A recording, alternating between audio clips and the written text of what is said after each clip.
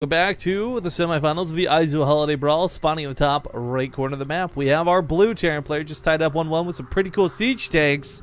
Give it up for Gumiho. In the upper left, as the red Protoss, it's Harstem. Okay, so Harstem, I don't know, game one was just so well thought out, well played, methodical, and he really played into all the typical stuff Gumiho did. Game two, Gumiho shook it up a little bit, and Harstem finally found himself all kinds of awkward, like, wait, what? Tanks? How do I, what? The Hellion damage was okay, notable, but I really don't think 14 probes is what killed him that game. It was certainly the tank stylings that was, the terrain abuse, the location he kept. I mean, that all worked out fantastic, and you can't really get that same sort of abuse on merry-go-round. I guess there's the cliff faces to prevent zealots, but that's about it. I mean, you're not going to have that same abusive third base terrain advantage, so I don't know that we would see tanks again. Yeah, you can't force them to go into your tanks on this map. Or overgrowth. Like, they either go into your tanks and defend the third, or they give up the third. So, yeah, I don't know what else Harstem really could have done.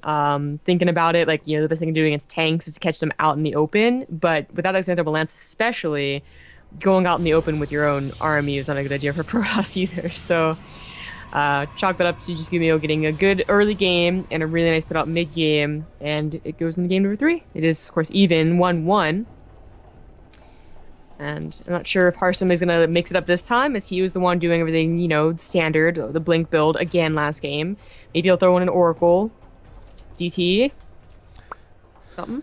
Oracles would be kind of cool, but I don't know if they'd be like the game-winning move. Revelation's never a bad thing to have, but at the same time, even without that, or even Observer coverage, like Harstem in at least Deadwing seemed to have a pretty good handle on where Gumiho was at all times. Proxy of some sort, yeah. Yeah, and actually Gumiho's going to go for a one-base Widowmine drop. I think it's a Widowmine drop anyways. Could be those Hellions again.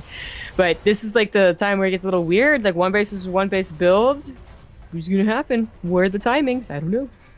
Alright, so this is going to be proxy oracles, and what's really scary is to consider that this can go worse. MC does it a lot versus Terran. You'll see it, especially in DreamHack matches. Like, you open with the Oracle, then you follow up with a couple of Void Rays, and this goes out of hand very quickly. Or even a couple of Oracles into one Void Ray. Either way, if there's a Void Ray follow-up to this, that means Gumiho's going to be really on the ropes.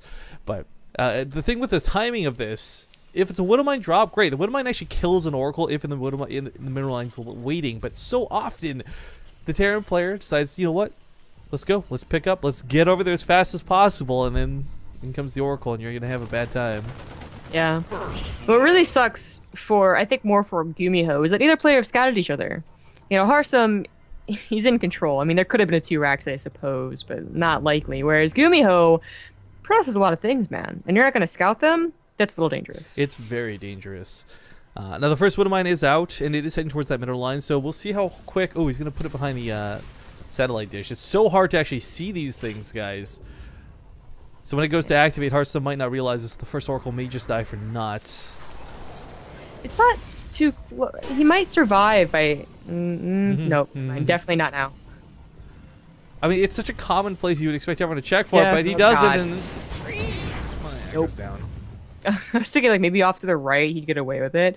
Not right there. And the Leadership Core, well, I guess now he knows that Widowmine's like spent, so she can safely go over that area. But she can't take on Marines, so that's the problem. If she, how for you?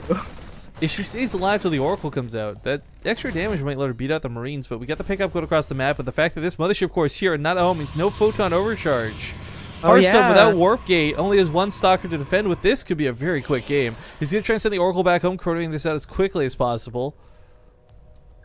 Oh, this could be dangerous. Look at this, is that Hellion should be able to add a whole lot. Well, actually, there's nothing to block him off from just going up to the main, so never mind. Res with the main, going to help out. He's going to be able to kill the Stalker for sure. There's nothing here. No, this is flopping for Harstem pretty hard. Oh, nice. He's going to surround on the Hellion, though. But the second one waiting. Here comes the Oracle, and Harstem's going to lose all his probes for this. Or most of them. Yeah, actually saves most of he was attacking units. The simulator, what? I didn't realize. He's waiting out, though, for the energy. Once the energy runs out, okay, here comes the overcharge. All right. Thank goodness. But can he stabilize? I mean, with the second Oracle's coming back home, it's not going for the mineral lines. It's not going for an attack, which I kind of actually think if it did would work out pretty well, as there's not a lot left at home to defend. I think there's one more Widowmine that was snuck up, but yeah, he moves it. I don't know. It was way too risky with the Widow Mines being down, especially as hidden as they were. That's a freebie. Yeah, actually gets the Widow Mine. That's a pretty big deal, actually. Second Widow Mine coming forward. Go get that one. Oh! Nice pickup. But it looked like it zapped the medevac. You think, like, that's got to kill the medevac, right? It definitely did. That would have been, oh, and Blizzard's bad. I'm in a lot of trouble, but... Saves 2 Widow Mines, and they'll be useful for sure, but, like, you know... The Oracles should not do any more damage, and Gumiho's on a second base. Harstem is on 21 probes. It's not looking so hot for Harstem. No, it's really not. And the damage from the Stargate did not pay off. If the 2 Oracles were grouped up, maybe you've got like that sort of Revelation mixed with the Pulsar Beam, but not the case. And I believe I heard of Widowmine Burrow somewhere. I don't know where. Maybe I'm crazy. I am crazy. You're crazy. I don't know. Oh, I did. No, it's over here in the mineral line. There we go. Well, he got another tank, so we talked about like probably abusing tanks on this map, but that doesn't stop him from just simply going for a push with tanks, you know, teaching up the natural ramp and saying, come at me. I kind of feel like this is going to work out, though, as more of a consequence of what's gone on in this game. The fact that Harstem has gotten so little done for such a big investment. Gumiho knows, like, this is not going to be a robo. This is not going to be Immortals waiting to greet him back at home. Yeah, absolutely. And this is going to attack, and I just don't know what Gumiho will have. You know, he's going to stop warping in because he's trying to get as many probes as possible, so... Well, Harstem's still trying his best to do what he can where he can. Oracle didn't kill the Hellion in the middle of the map, and this one's so low that it can't really take too much damage. I don't know if he saw the tank. I think he did when he swung by, but... I don't know, Zombie Grub. This is... this is not looking good for Harstem. No. The push is going to come. It's coming right now, actually. And he has 1 Stalker and Militia Core.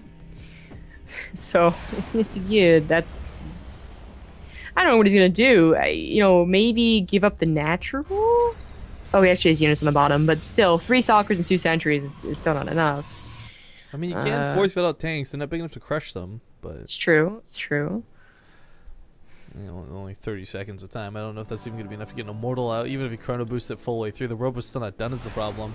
Looks like the Oracle did get a couple of kills on the other side of the map. Some SCVs do start dying, but it's a Photon Overcharge to hold off such a big standing army. Yeah, Force Fields aren't going to be useful now. In fact, the Sentry's going to be targeted down. Militia Core will definitely die. Kills the medevac, though, so the longevity of the Marines is no longer here. Those Widow Mines. Oh, those Widow Mines! Okay, one comes a probe, the other carcass of the Stalker goes flying up that cliff, but good game. Well played, it's going to be called, and Gumiho will take the lead in the series 2-1.